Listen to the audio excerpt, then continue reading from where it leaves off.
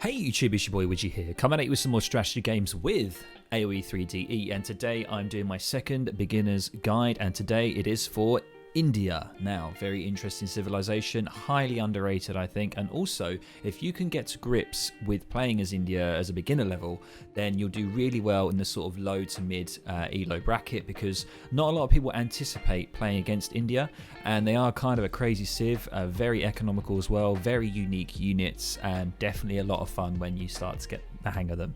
So I hope you really enjoy it. You guys know what to do to support the channel. You can catch me streaming on Twitch at Widgie1. Let's do this. Okay, so what we're going to do, the format of this video is going to be this. We're going to just run through quickly the unique features of the civilization and potentially some of the unique buildings and units, and then I'm going to show you a 1v1 deck that I use the majority of the time at the moment for a beginner's level, and then we're going to jump into a sort of a standard beginner sort of build order that you can try and follow and try and sort of tweak and enhance and hopefully destroy your opponents on the ladder. So without further ado, let's get into step one, which is the unique features. So, receives a villager with every home city shipment except for the team and infinite ones. So, this is how India can be a very, very strong economical civilization. The fact that you get a villager every sort of shipment that you get out is really, really big and really, really powerful. So, you kind of want to think about maybe in the mid game potentially getting a trading post that will increase your XP. Also, what you can do as India, you can also build the sacred fields. So the sacred fields are like it's a livestock generator that generates experience points for herdables that you have. So like cows and stuff like that will be really, really good and will give you more XP, which will then in turn get you more shipments and in turn get you more villagers. So very, very good. Your villagers cost wood. That's a really, really big one as well. So got to bear that in mind that they cost wood. And that's one of the main things that makes this civilization very difficult, is the fact that you've got to manage 3 resources at once. The majority of civilizations in sort of the mid game is that you'll be mainly sort of prioritizing 2 resources. But with India, you sort of got to try and juggle 3, because you've got to bear in mind that yes, majority of your units will be food and gold, so your military units will be food and gold, but your villagers will be wood. So you've got to have that in the back of your head. So that's the difficult thing about India. That's something you've got to try and get past. If you get past it, then it can be a really, really fun civ to play and very powerful, as I mentioned before. Obviously, you can build a consulate because you are an Asian civilization, so that's also something good, and we'll touch upon that in the build order. And you get your first 2 wood upgrades for free automatically at the start of the game, because your villagers cost wood. The game has been nice and giving you those 2 upgrades for free. So that's covered. Without further ado, let's quickly do a quick run through of the deck that I've got, and we will jump straight into a build order. Let's do this. Okay, so let's have a quick look at this deck. We're not going to go into great detail with it. We're going to mainly focus around the first and second age, because that's the sort of build order I'm going to be giving you. I'm going to be giving you the first sort of 10 minutes of what you kind of need to do with India, and then I'll sort of give you a rough idea of what you need to do after that. So yeah, let's jump straight into it. So looking at the first age, the first thing that is really important is having distributivism, and that is your wood trickle. The reason you're going to need these is, as I mentioned, villagers cost wood, so that's crucial. You can see here the other ones here, the good faith agreements, that's good for consular armies, that reduces the cost of them. The irregulars is also for a defensive measure, so if you've used all of your irregulars or sentries, you get another chance to, another available chance to get them out of the ETC, and also you get an extra villager as well. This is crucial as well, the foreign logging, that's another wood trickle as well, it's your medium wood trickle. The diplomatic intrigue is very crucial for your consulate as well, and you've got some unit cards here and some resources. And going on into age 3 and age 4, what's crucial here is your Urumi. The Urumi swordsmen are very powerful, and that's why you want them in age 4 as well. And your Gurkha upgrade as well. Now there are other ones that you can put in here. There are other slight variations of this deck. This is the deck I'm using. The majority of this deck here is from Aussie Drongo, so you know, props to Aussie Drongo for putting together his decks. If you want to check out any more of his decks, please feel free to go check his Discord out. So this is the deck we're going to be using. Let's jump into a live game that I had on Twitch of me playing, and this game lasted just over 10 minutes. So it's a perfect amount of time that I want to show you this build order. So without further ado, let's get straight into the action. Okay, so here we are. This is a recording, so I'm going to be pausing it and stuff, and I'll be pointing out some things. This is a live recording from my Twitch session, as I mentioned, Widgie1. Check it out. I do stream every now and then, especially Age of Empires 3. But moving on from that, here we go. This is me against a fellow player named Gauss, I believe. He was an Ottoman player, and this game's just over 10 minutes long. So without further ado, let's jump straight into it. If I can actually get everything to work correctly. There we go. Okay, so first thing you want to do is gather up your crates. Very, very standard is gathering up your crates with your villagers and spamming that create villager button as soon as you can.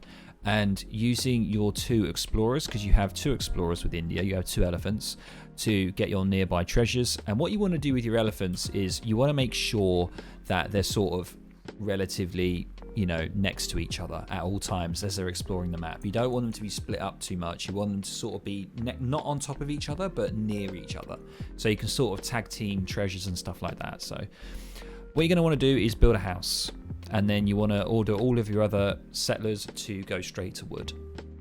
That's what you're going to do. And what you're going to do is you're going to want 7 villagers on wood. And you're going to then, when you start to get your new villagers out of the TC, you want to then put them over to the hunts.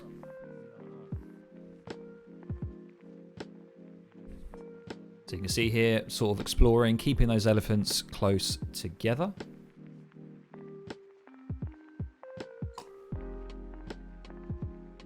Excuse me there, sorry. Okay, so yeah, just picking up a treasure. Quite straightforward.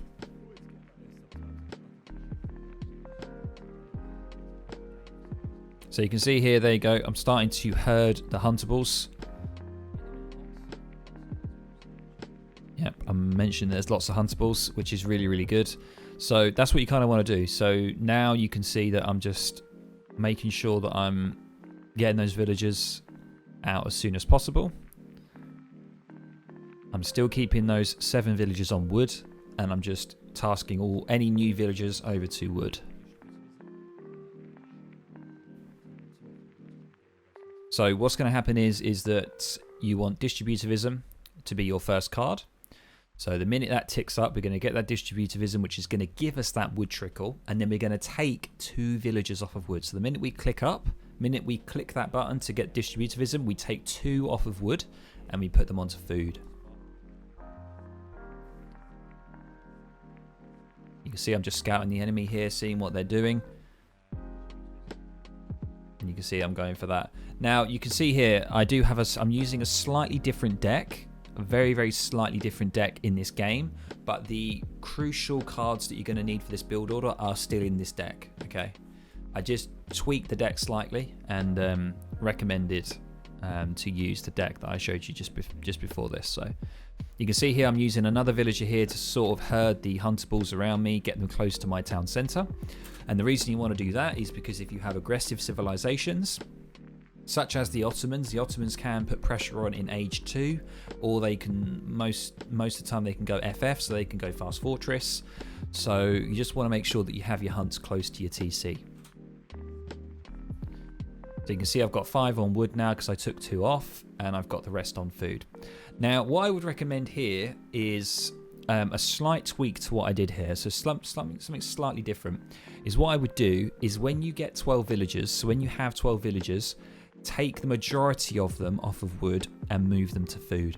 Now the reason that you do that is because you want to try and age up relatively quickly. You want to be able to build your first wonder, which will be the Agra Fort. You want to be able to start building that relatively early so that you don't get caught out. So you'll see here in this playthrough I do build it quite late, but what I suggest is when you have 12 villagers, you move the majority of them off of wood onto food.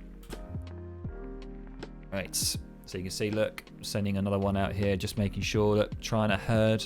Herding is crucial, and if you're not too sure what I mean by that and what I'm doing and why you should do it, make sure to check out my video of 5 basic tips for economy. That's a video that I've got, and also I've got 5 basic tips for combat as well. If you want to look at that, check that out.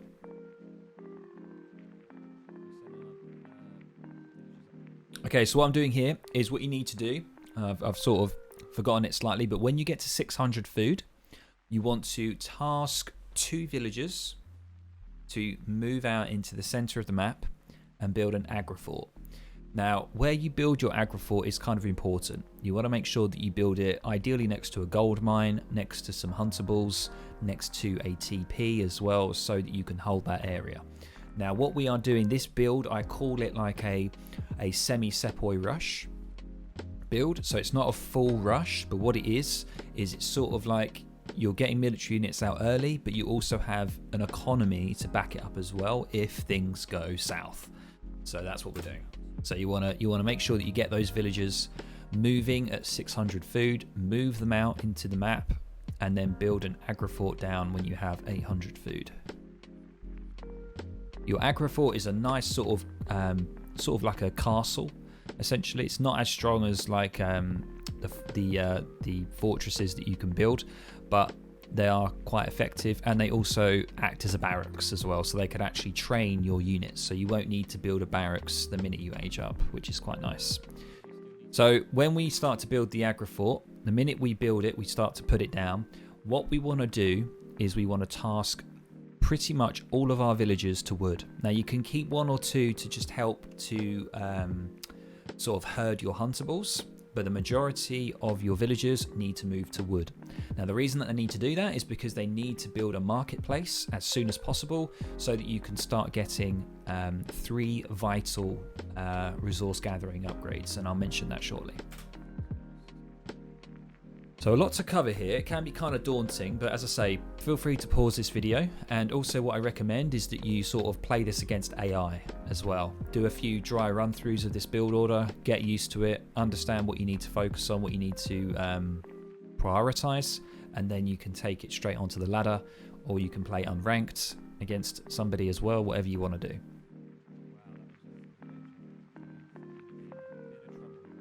So what's happened is the Ottoman guys aged up relatively quickly for a standard sort of for an Ottoman player to age up quite quickly, because it doesn't cost them anything to make villagers, because they automatically come out of their TC. So it means that they can age up a lot quicker. And I'm getting a little nervous here because I'm still building my agrifort, and it's still going to take a while for it to get there. And that's what I mentioned about making sure you move villagers over to food a little bit more, so that you can get that agrifort down quickly.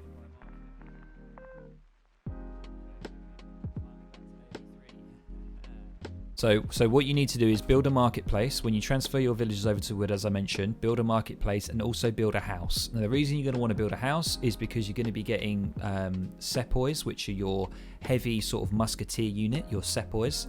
You're going to be getting them out, and you're also going to be getting villagers out. So you need to make sure that you have that population available. So I suggest building a house as well as a marketplace.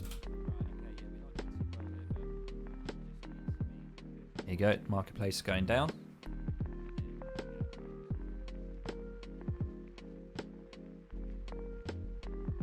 Now what I would suggest here is something that I haven't done. Once again, this is me still learning the build order, but the majority, about 80% of this build order I did correctly, but there are areas that I didn't do as well, and I'm just going to mention those. So once you've fully built your marketplace, what you want to do is you want to move 3 to 4, that's 3 to 4 villagers over to gold. You want to keep 5 villagers on wood, and then the rest on food. Okay, so that's 3 or 4 on gold, that's 5 on wood, and the rest on food. That's the ideal sort of macro split that you need the minute you finish building your house and your market. And this will help you because you want the gold, because you want to be able to do your upgrades. So you can see here, let me just pause, you can see here, these are your market upgrades, and what you want to get is you want to get this one here, you want to get this one here, and you want to get this one here. Now I can't remember what they're all called. That's obviously called Hunting Eagle. I can't remember what these two are called. I keep thinking of Imperial Bureaucracy, but I think that's the next one above this one. But basically, just make sure that you get these 3 as soon as you can, so you can really improve your economy. Civil servants, that's what it's called. And blanket filters, there we go.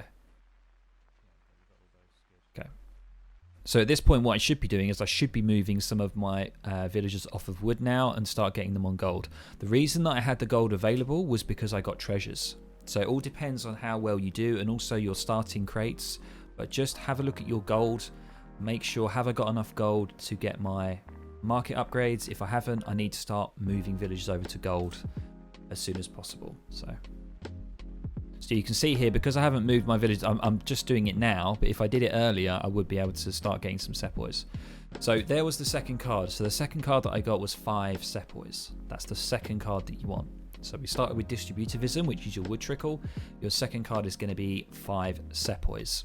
And what you're going to need to make sure that you do is when you click on your agrifort, you're going to want to click this button here. And this means basically that anything from your home city will be it will essentially be rallying out of this building. I can't think of the word, but yeah, it'll be coming out of that building basically.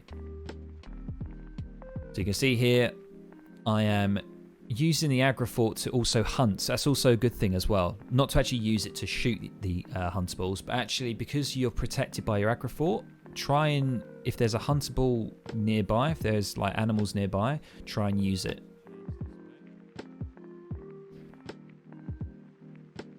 So let's just have a look at my split here. See, so I've got 6 on wood. That's not too bad. Maybe just 5 is only needed there. I've got quite a bit on gold. Probably need a couple on food, to be honest. But the macro split there isn't too bad. It's not too bad. I could have done a little bit better there, but, you know, I'll give myself a B grade. So you can see here I am getting pressured with Janissaries. You know, this is sort of a standard sort of rush from the Ottomans, or pressure from the Ottomans. Here you go. You can see that my 5 sepoys have come out of the TC. Now I didn't ask them to come out of the agrifort. Usually you would do if you want to attack the enemy. Because we are being attacked here, I made sure that I made it come out of the TC rather than the agrifort. But in most cases, if you are against a civilization that you know isn't really going to rush you, then you kind of want to make sure that you're pressurizing them at this sort of stage. This sort of stage is a stage that you sort of want to start moving out and seeing what they've got and trying to take down a TP, maybe take a house down. You know the score. So you can see here I've got substantial amount of sepoys. You can see that I've got quite a bit of wood here. So I take 1 off, I take 2 off wood, so I've only got 4 on wood now. And that's the next building that I build. So I build a consulate. Okay, so that's the next building. So obviously you built your house, you built your marketplace. As you're transitioning into age 2, you may want to build a house after that, but ideally the next building you want to put down is a consulate. Now the reason you want to do that is because your next card is going to be the diplomatic intrigue. Most likely it will be the diplomatic intrigue, which will give you 300 exports. So export is this resource down here, and export is what you use for your consulate. And it depends who you want to ally with in the consulate. You have 4 options. I believe they're British, French, the Ottomans, and it's another one. I can't remember the other one. But essentially, most of the time you'll go Ottoman first, because Ottomans gives you the option to get 4 settlers, which is really nice. 4 villages, 4 settlers, same thing. Settlers and villages are the same thing. So you can get 4 villages with that, which is really, really good. And that really helps your eco. Or you can get 3 hussars, which is nice because you can get some early cavalry, which goes quite well with the sepoys because they're essentially musketeers. So the great thing about India, which I didn't mention, is the fact that their age 2 sepoys are the most powerful, or one of the most powerful, heavy infantry units in age 2. So playing age 2 as India is definitely viable because sepoys have a really high health pool. Compared to other heavy infantry units, and it's definitely a good shout to go sepoy the majority of the time, to go sepoy first. That's what I would suggest. That's what I'm doing right here. So you can see my split's looking a little bit better now. I've got 5 on wood, as I mentioned, 5 on gold. I said 3 or 4, but you know, as we're progressing into the game, we kind of want to get maybe an extra 1 on gold. You can see I am getting quite a bit of gold there. I've got 180 gold, probably a little too much. So I moved a villager onto food, and here we go. So there it was. So I built the consulate and I allied with the Ottomans, and that's going to give you some really good options that you can use with your export.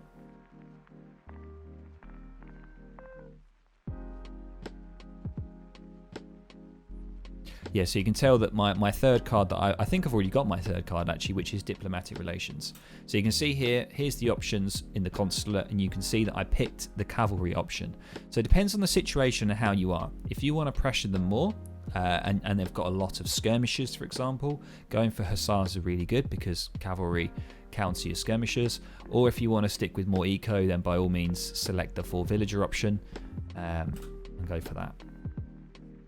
As you can see, still pressuring me here, so I'm just going to back off. There's no need to fight that. You know, he's not really pushing out on me that much at the moment. He's actually getting a lot of Janissaries. Janissaries have quite high HP as well.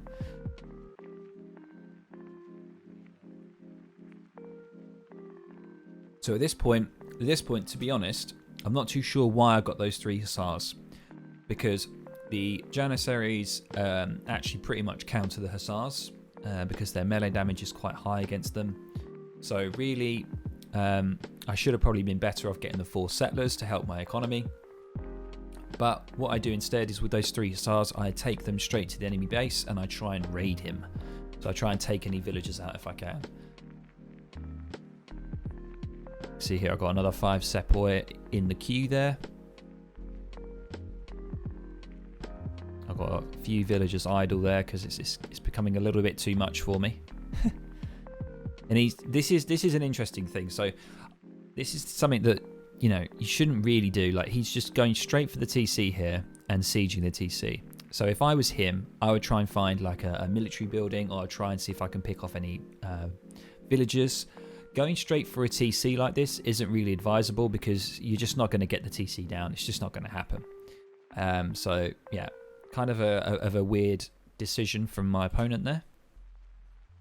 You can see that he's immediately trying to challenge me, but I do have quite a lot of sepoys now. And this is an interesting one. I try and go around his base to see where the villagers are, but I just couldn't find them. I thought they would be near the mines there, but they're just not. It's very bizarre. Usually you'd find some villagers around the base, especially around the TC. So I was getting really confused here. You can see I'm doing quite well in that engagement there. Look, he's definitely losing that and he's pushing back. And I've got some more sepoys coming out.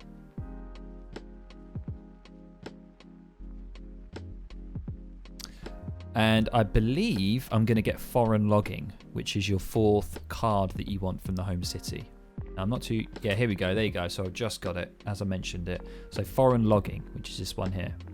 So you can see here. So essentially what you want to do, the whole order of the home city shipments is the distributivism. Then you want to go for your 5 sepoys so you can get that early aggression.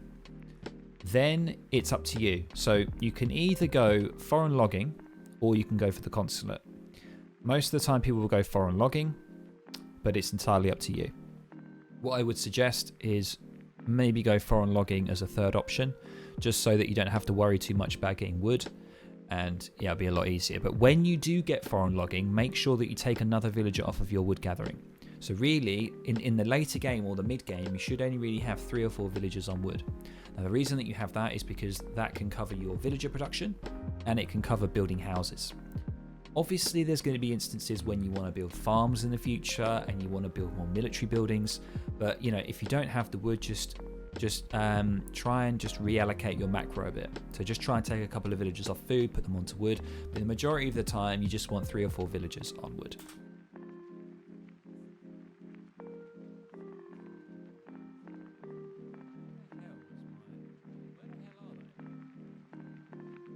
You can see here, I'm just trying to find villagers with my hussars, but I'm not really having much luck. It's an interesting engagement going on here. A lot of melee going on. I'm using my elephants. That's also a good thing to use. Use your elephants, so your explorers, to sort of tank as well. So when you push out to your enemy with your sepoys, using your elephants can help because they do soak up a lot of damage. And it means that your sepoys aren't taking the hits.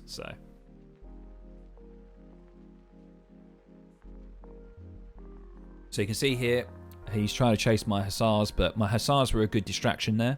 So my sepoys got a few more shots off. And you can see here, once again, got a pretty good sort of macro here. You know, 3 or 4 on gold, which I've got. I've got 4 on wood. Maybe I don't need that many, but doesn't matter. Maybe 3 or 4 doesn't matter. And then the majority on food. So I've got quite a good quite a good allocation here. Okay, so I'm just moving over the hunts, and there it is. There it is. I was a bit confused there. I was like, why did he quit so soon? I was very confused. I think he gave up too easily, my opponent. But this is a really, really good video because it's a full 10 minutes here, and that's sort of what I want to show you guys. Is sort of the first 10 minutes of a sort of a basic sort of beginner opening build order for India, and this is just an idea of what you can do and what you can expect from your opponent. So, you know, the majority of the time it'll be yourself being the aggressor. So you'll be the one going out and attacking them. But in this instance, you know, they were quite aggressive on my behalf, and they pushed out with Janissaries, and I managed to deal with the attack and then push forward, and that's why he gave up there. So there we go. Right, I just wanted to note a few things there from that build order. And I know some of you are probably going to have a few questions about what do you do after that, or what if this doesn't work, or what if I'm against this opponent and that opponent, like should I always go Sepoy or should I not? All I want to say is if you're learning India, your base units, especially if you're a beginner level, is going to be your Sepoys. Now obviously there's going to be instances where your enemy is going to have so many units that are going to counter your Sepoys, you're going to have to switch. So a good composition is the Gurkha and the Zambarak. So the Zambarak is your anti-cavalry unit, which you get in Age 2 as well, so they're good against cavalry, and your skirmishers, which are your Gurkhas, will be good against heavy infantry. So it's a very, very good combination, but bear in mind it's very, very high gold, so it requires a lot of gold. Your Zambaraks, I believe, is 80 food, 80 gold, and I think your Gurkha's also about 50 gold a unit as well, so a lot higher gold compared to your Sepoys. I believe your Sepoys are 20 gold. So just bear that in mind. You've got to think at the back of your head, if I want to produce these units, what do I need? And as I say, it's going to take longer into the game for you to be able to have that gold income. So just think about it. What I always suggest is opening up with the Sepoy first and then switching it up if you need to. That's all I wanted to say. And also is around military buildings. So once you built your Agra fort and you built your consulate, think about it. What do I want to do? Do I want to build barracks again? Do I want to build a stables, which is called the Caravanserais or whatever it's called? So just think about that. Just something to know. So I hope you guys really enjoyed that guide. Sort of breaking it down into 3 parts really. So first is just looking at unique things about the civilization. Second is showing you the deck, and then a third is showing you like a basic sort of beginner opening build order. So I hope with those 3 pieces of knowledge you can sort of go away and try and sort of learn how the civilization works, what the pros and cons are, play against the AI as well, play against people in unranked, and then when you're confident enough, push out onto the ranked ladder and give it a go. So I hope you guys really enjoyed this style of a guide for India. If you have any questions, please put it down in the comments below. Any recommendations for new videos as well in the comments below. Thank you very much for all your support. Really, really appreciate it. You can catch me streaming on Twitch at Widgie1. See you guys later.